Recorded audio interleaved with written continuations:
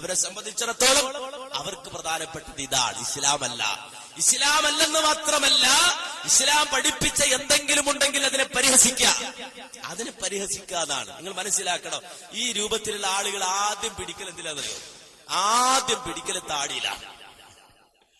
ഇത് തുടക്ക അഹ്ലുസുന്നത്തി വൽ ജമാഅത്തിൽ നിന്ന് പോണ ആളുകള്, അതിൽ അകലുന്ന ആളുകൾ ആദ്യം പിടിക്കൽ താടിയില തൂങ്ങല്.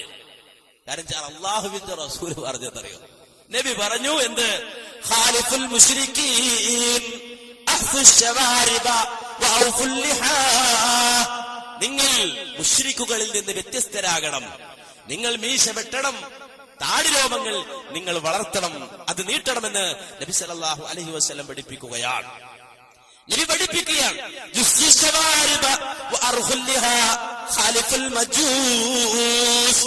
നിങ്ങൾ മീശ ചെറുതാക്കുകയും മീശ വെട്ടുകയും താടി നീട്ടുകയും ചെയ്യുക. നിങ്ങൾ മജൂസികളിൽ നിന്ന് വ്യത്യസ്തരാകണം. മുഹമ്മദ് മുസ്തഫ സല്ലല്ലാഹു അലൈഹി വസല്ലം പഠിപ്പിക്കുകയാണ്.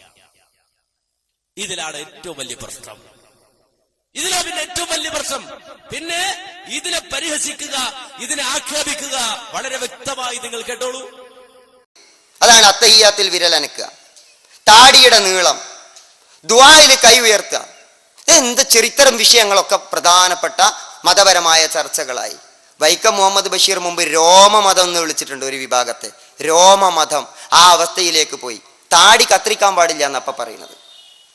ഒരു മുജാഹിദ് സുഹൃത്തിനെ, ഒരു പ്ലസ് ടുവിന് പഠിക്കുന്ന ഒരു സുഹൃത്തിനെ കോഴിക്കോട്ട് ഒരു പുസ്തകമേളയിൽ വെച്ച് കണ്ടു.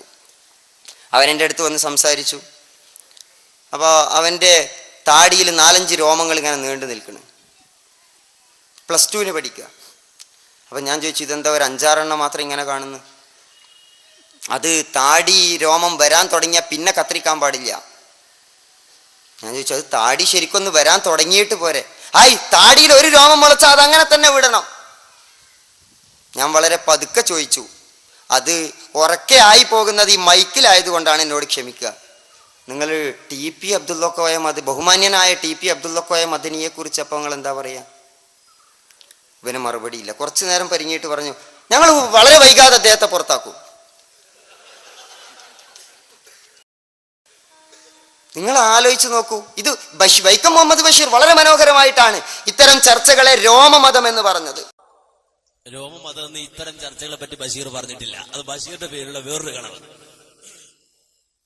ബഷീർ രോമമതം എന്ന് പറയുന്ന നമ്മുടെ കാന്തപുരം മുസ്ലിം നടത്തുന്ന മുടി ജ്യൂസിനെ പറ്റിയിട്ടാണ്. അതുമായി ബന്ധപ്പെട്ട് മൂപ്പര് പണ്ട് കറങ്ങാൻ പോയപ്പോ ഇതുപോലെ മുടി കണ്ട് അങ്ങനെ മുടി കാണാൻ പോയ കഥ പറഞ്ഞിട്ടാണ് വൈക്കം മുഹമ്മദ് ബഷീർ ഈ രോമമതത്തെ കുറിച്ച് പറഞ്ഞു. മൂപ്പരെ താടിമേ കൊളുത്തി. ഈ താടിയിൽ തീ കൊളുത്താൻ നടക്കുന്ന ആൾക്കാരെ നിങ്ങൾ ശ്രദ്ധിച്ചോ? അവരെ സംബന്ധിച്ച് തുടക്കമായിരിക്കും ഇത്തരം ചിന്തകൾ.